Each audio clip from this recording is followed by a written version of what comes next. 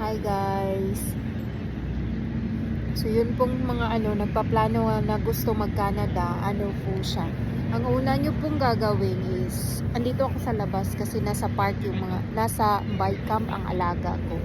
And then, ngayon, so ako dito hinihintay ko sila na matapos. Yung bunso is 10:30 and then the rest, 2 kids will finish. Matapos sila at 12 o'clock.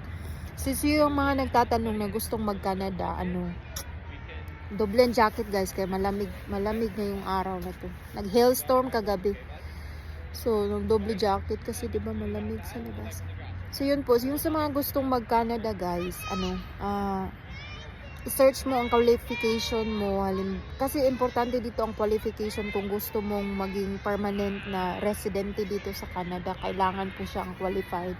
At importante doon ang education, ang language, yun yung pinaka-importante dapat mong mapasa kasi pag may qualification ka, may magsusuporta sa'yo, wala nang problema yun.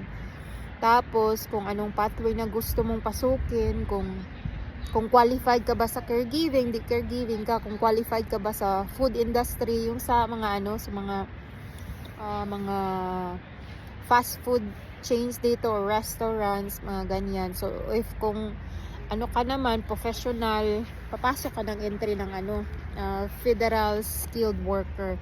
So, kung anong entry, depende po ang gagastusin nyo. But most of the time, ang requirements po are the same.